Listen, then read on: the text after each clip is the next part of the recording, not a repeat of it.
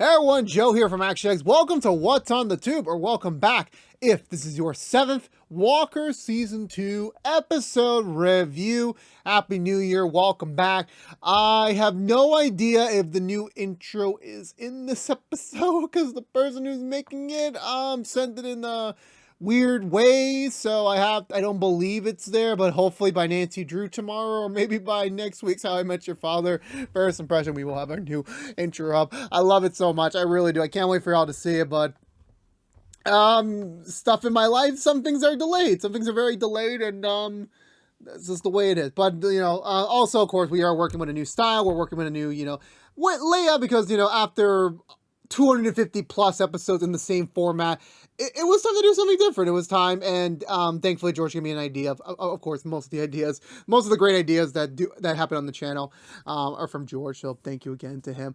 But here we are, once again, back for another year of Walker. Very uncertain times we are in, because of course, if you were unaware, since we were not on the air last week when Nancy Drew came back, the CW is in rumors of being sold. So what does that mean for Walker and its upcoming spinoff? We don't know yet. We don't know. I'm hopeful that it will be picked up if anything does happen, but we'll see how it goes. Again, like anything else, it's business as usual until we get to that moment. So we're just going to keep acting like everything's fine. There's a spinoff on the way.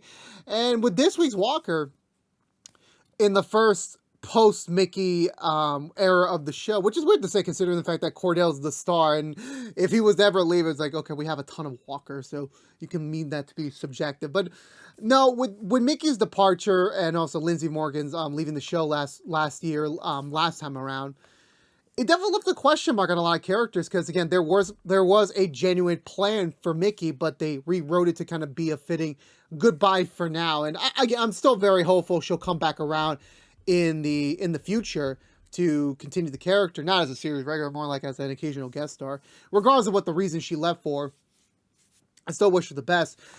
And so going back into this first, not having Mickey and part of the cast, I always hated that I always say when someone leaves the show, that it makes for a better show. I really hate when I say that. I don't know why this episode felt really, really good. Like this episode, Mickey's departure definitely had a burden on almost everyone in its own way, whether it was like very explicit or not being stated. It worked, and it definitely kind of kept certain other characters around for even more storylines than what we were going to get to had Mickey stayed on board. Which I'm not saying that Lindsay leaving the show benefited the show, but when you have an ensemble cast, because again, even though the show's called Walker, we have the Walker family and their friends and family, well, the allies, we'll call them. You have a lot to work with in terms of doing multiple episodes week by week in a season. You have a lot of characters to work with. But then the more characters you add in, it becomes more difficult to kind of flow a storyline going through. So Mickey's departure, while I was sad, and they definitely left a lot of things open-ended for hopefully a return down the line. In this matter, I think they did a really good job with what they had in store. I mean, hopefully her absence will continue to be felt for the rest of the season, for the rest of the show, until we do get to see her again. But overall, with this episode, I really liked it. I really did. I think it was a very strong episode for Walker. And it definitely kicks off on a very interesting second half, and to see how much further we can go. So let's get through the budget recap and talk about this week's episode of Walker. So we begin with where the previous episode left off. Everyone's Liam and Cordell are back home. Cordell's breaking the news to everyone. Well, Liam is, and then Cordell's backing him up that, yeah, Liam did something really stupid. His entire stake as a lawyer is currently up in the air because, the bar has to determine his validity and determining his state of mind when he was making that false report last time. And it's going to be a whole shit show for Liam, especially with his role as the ADA.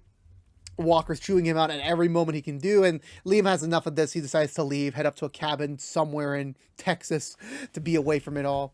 I also was fairly amiss to say, I'm ironic that both two shows I'm reviewing are dealing with a character who is a lawyer who's about to be either barred or just going to be they're both lawyers and they're in really shitty situations. That's basically a two show. Will Nancy Drew continue the drive with Mr. Drew? Well, we'll find out in the next couple of weeks, but so I think we get a little bit of a time skip, just a small bit, because obviously we need to.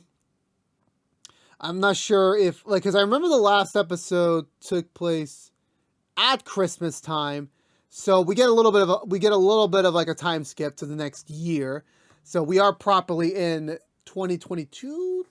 I think that's what they said in 2021. I'm not really sure what year they're in, but regardless, it's the new year. Everyone's going back to school. Any updates? August is in a cast finally to mend his broken arm. Grandpa Walker's off in his own cabin away just to get away from it all. Both Walker, damn, I forgot his name. Trey are Captain J's doing what Mickey's lost in their own way. Sorry if I'm rubbing my eyes because I'm a little bit tired. It's been a long day for me again. So I don't know where I'm gonna tackle for because like every storyline is so good that's a really great thing for an episode to do. Like usually I would start with like the episodes like with the storylines I don't really like the most, and then I go into hey maybe I like this one a little bit better. Maybe I do, but I liked everything, so that was a benefit. So I think I want to start with.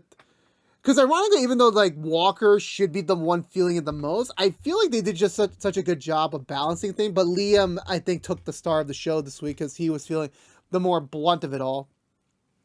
But back at the school, it's college fair day, so people are like, at the school trying to pitch their school to other seniors to kind of pitch them on like, hey, come to us. Or of course, obviously you have the Army, Air Force, Marines. Like, you have other chances to do besides going to college, and Stella's kind of. Still doesn't know what she wants to do. It's been 4 months already. She hasn't sent out any applications yet, so her future is in a big question mark right now. Trey spots her, gives her a little bit of like, are you okay? Everything going all right? And she's being honest, like she doesn't really know what to do now, and like, she's kind of lost. And Trey says like the theme of the episode really, what's next? And I think everyone can say that, like when you're at that crossroads of your life, like what is next for you to do? Because like you finish something big or you're coming to a close on something, like what is next after that? Like you got to figure out what is the next move, because otherwise you're just going to be standing around for forever. I always ask that question at certain intervals in my life because I want to know what is next for me to do, and it's always a big old question mark there. And even Trey's asking himself that because he broke it. Well, again, it's not implied that he and Mickey broke up, but he and Mickey are like, that's the weird thing. Like, we're never going to see Mickey again. I'm pretty sure Trey will casually mention once in a while, like, oh, maybe I'm going to go see Mickey this weekend. But for all intents and purposes, they broke up. Like, I'm pretty sure Mickey's just like, we're taking a pause, but that does definitely mean we're just, like, because again, Mickey does not want to give him a time frame of like, oh, in 6 months, I'll be back. No, it's never like that. We talked about that last episode. So yeah, for here, Trey's like on his own. Like, she moved out of the house. He has the entire place to himself. And what is next for him? Because again, when he came back from episode 1 from his stint in the Army, his goal was to finally settle down, get a job, and be with Mickey in an actual romantic way that wasn't a hookup spree. So that was finally great for him to explore. But now that she's gone, what does that really do for him next? Because like, no offense to Trey, but like the whole character, half the reason Trey exists as a character was to compliment Mickey, to kind of give her like this sort of semblance of like a home life. Like she's finally was ready to become a Texas Ranger, but now she has this like new home thing to do. So that kind of interferes like of her planning, like truly being invested in the Ranger business, which she always was. I'm not saying like that, but it definitely did throw over a question mark of like, oh, I do need to be a supportive girlfriend, like be home and spend time with my guy. And that definitely points now to Trey in a different picture because like now he's alone. Like, what does he do next? Does he leave? Does he go try to get a new start somewhere? Like, where does he go now? And that's kind of like a big question mark for him now. Eventually, Stella gets really overwhelmed. She called Walker over, and she doesn't want to be in school right now. She just needs to have like some time away to kind of really like get her mind off things. I mean, like your best ideas come when you're not expecting it and when you're not thinking of it. This is kind of what it is right here. And Walker's down to help because, again, with Mickey being gone, he doesn't really want to be in the office, too. Like, Mickey's not there anymore. He doesn't have a partner anymore. Like, obviously, they're looking at new recruits to maybe be Walker's new partner. But it's not going to be a this season's decision. It definitely won't be. It's going to take some time, but he just doesn't want to be around there right now. So he's on board for this, let's do a we day, which we get flashbacks to. And this is the thing I love. This is the really thing. Because last season, I said when they wrapped up, I forgot. Mrs. Walker. Oh my God, it's been so long since I talked, and that's the reason. Because I was fearful that they were gonna fit her in whenever it was unnecessary. Because again, I know that she was a very important part of their life, and her being gone, like, I got scared for a moment throughout season 2 that, like, oh, we're just gonna get a random flashback here, and it's just not gonna make any lick of sense. We just need to keep her recurring and keep her on the payroll. But thankfully, no, they didn't. And then finally, when we got her back in this episode for a flashback, that honestly, it hit me because, that was a reason to bring her back. That was, and just to cut those 2 flashbacks short, because I don't want to cut it short, but like, I'm pretty sure it was just a day or 2 of filming. But you get to see them 4 years ago, when Stella was very much struggling in her first days of high school, that her mom pulled her out, and they had a weed day where they just had fun. They just goofed off, had some mother-daughter bonding time, and just talked, and just really got to the core of the issue, and it helped Stella really kind of get herself more comfortable to go back to high school more on a comfortable pace. But that really worked because it emphasized how important she was to her kid's life, and Stella still misses her fondly. But we're at that point where, like, yeah, they don't need to remember her constantly because life moves forward. You got to keep going. But this was a very nice, the exact way you're supposed to do it. Like, you don't bring it up too often. So yeah, they spend time bonding and trying to really become father-daughter, like the connection, because again, they developed a lot during the past season and a half, but they're still not quite there yet. There's still some awkwardness Walker still has around his own damn daughter. She's like 16, 17 by this point. So I'm like, Walker, you better like really get your ass moving, because like eventually she might be off somewhere else. But even they exchanged some words about like when Walker was young, when he was debating on what his future would be like. Obviously he joined the military afterward. Still bummed he never got to do the whole surveillance thing. Never got to be involved with the military stuff. Yeah, that he was mentioning. I got lost there. This is a additional. This is ADR, so I'm like, damn, I must. Like, yeah, it's like, so far we're getting there with the new style. We're getting there, but it's like there's still some kinks and there's still some issues. Anyway, continuing onwards. I believe this is when we cut back to Liam. He's at the cabin and he's doing a Captain America moment, but it's not really looking so good because he's not as buff. He gets a call from Captain James letting him know that James set up an appointment for him to kind of give his own testimony, his own statement about everything that's happened, to kind of start rebuilding his credibility. Sadly, Liam does not agree with the way James is doing it. He's kind of forcing him to do this just for the sake of fixing things for themselves, and he's not really down for it. But he does play around and says, yeah, I'll be there. Don't worry. I'll be there.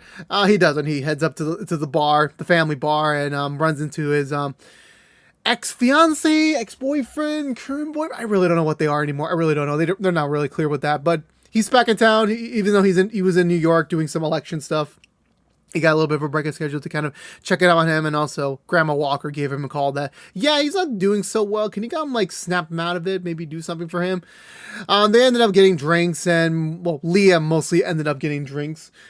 And at first it seemed pretty okay, and then he started getting really critical about everything that's been happening.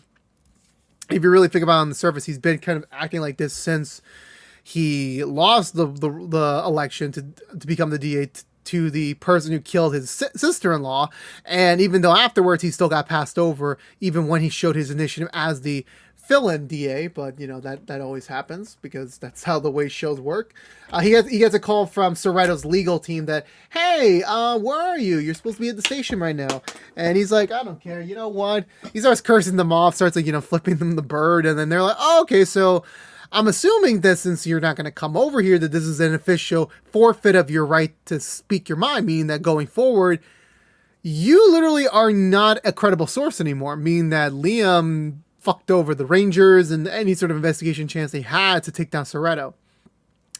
And at first he doesn't think about it. He's like, oh, well, whatever, that's kind of how it is. But then he starts really thinking about how Cordell can get affected by it and how they're going to drag his name through the mud, considering that, okay, Liam's gone. Let's go after the guy who took him down. Like, Cordell's only recently recovered, and maybe he bounced back a little bit. Maybe he got back into, his old ways.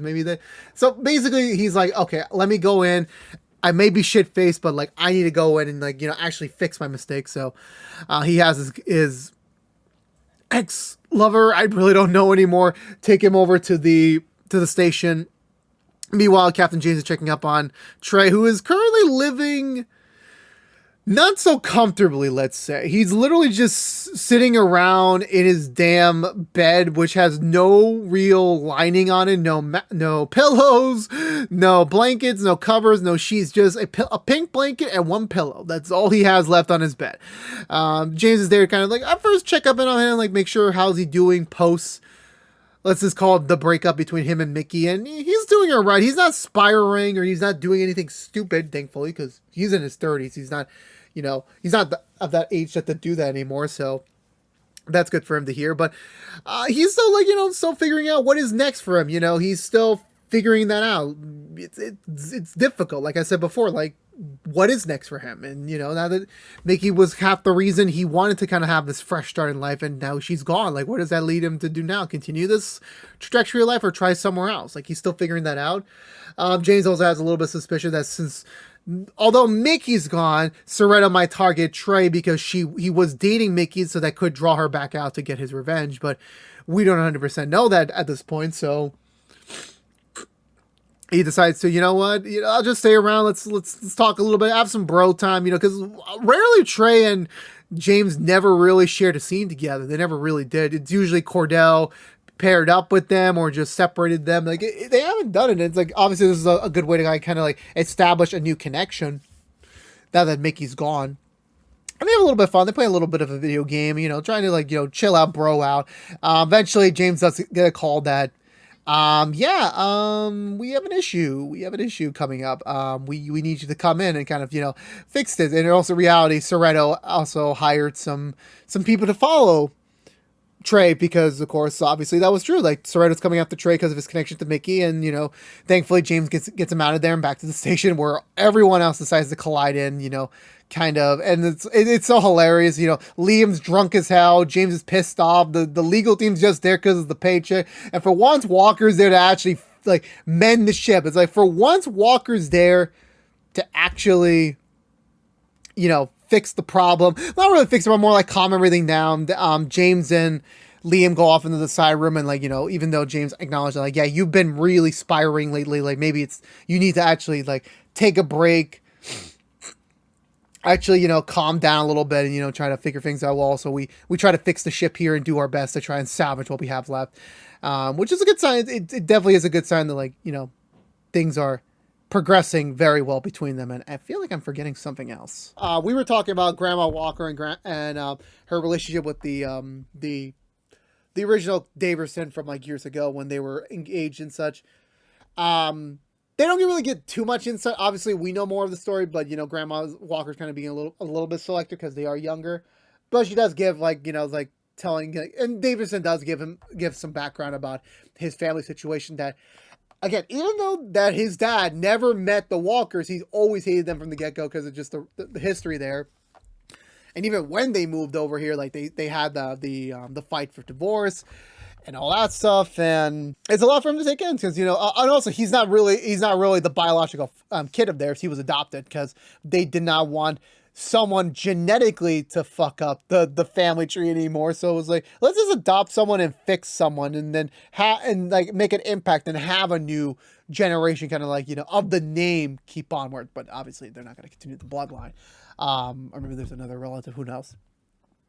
Which was nice, but also August does give him another piece of information that, yeah, so I found at the burn-off barn in your property, I found a lantern with with my family crest on it, which I don't know why you're telling him. I mean, I know like you're becoming friends and you're like, starting to get close to each other. I'm like, this guy's close with his parents still. I mean, if that information gets to their hands, that's going to really backfire on them. So I'm like, oh, Jesus Christ, this will not end well. I know that for a fact. So yeah, so then we have the Liam and Walker conversation where they talk about their issues and like, yeah, Liam hasn't been the same since he lost the DA race to the man who killed his sister-in-law, i.e. Walker's, wife and the mother of his kids.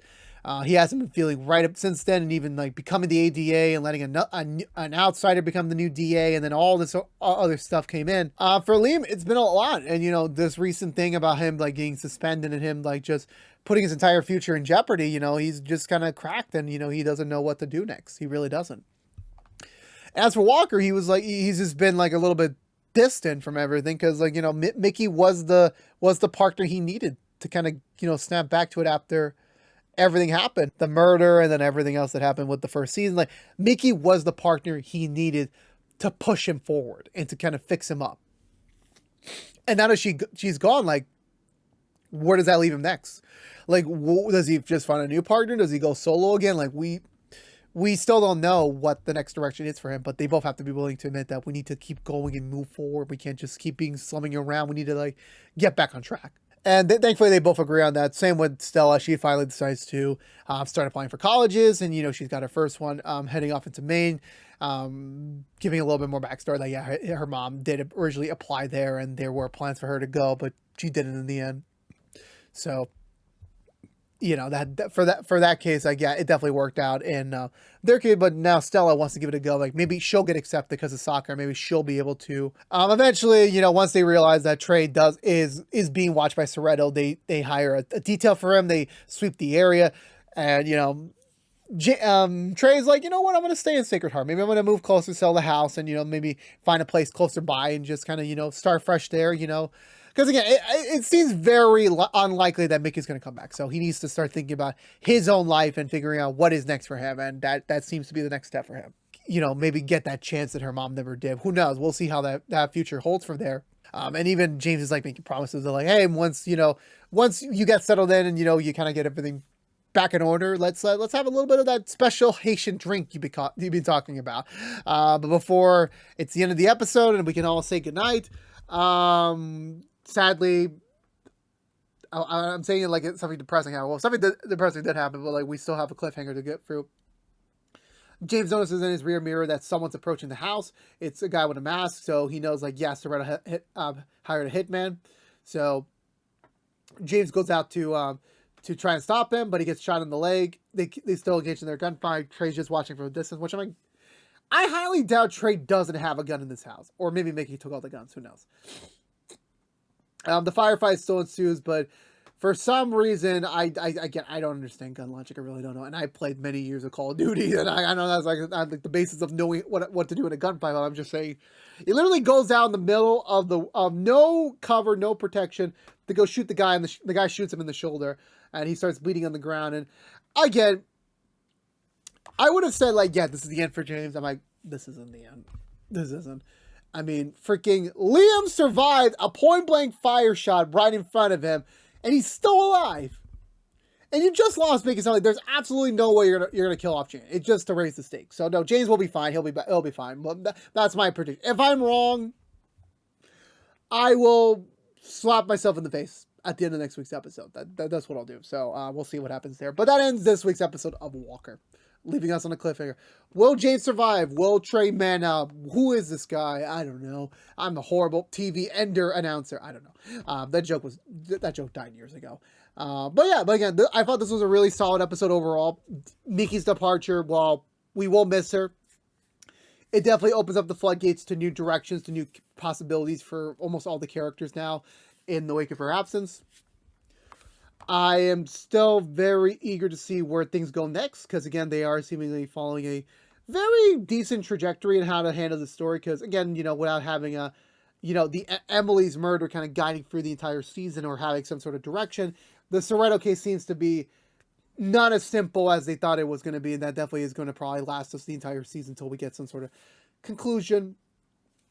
But I'm very happy Trey's sticking around, that he's still finding a purpose beyond, just being Mickey's boyfriend and being the counselor and the soccer coach. And oh my God, this school's not paying him enough for all these roles.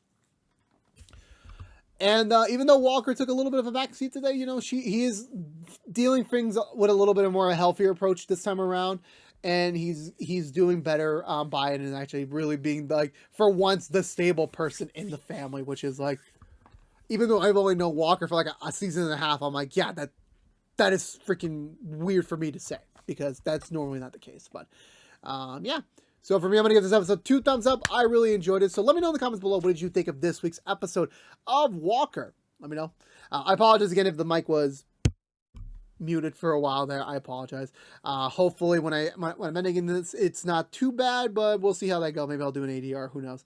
But again, If you're unaware, this has been What's on the Tube, reviewing every episode in the second season of Walker. If you want to know what we're doing normally, What's on the Tube, besides our Walker episode reviews, we are currently doing Rookie Season 4 episode reviews and Nancy Drew Season 3 episode reviews each and every week after their brand new episodes on their respective networks of the CW and ABC.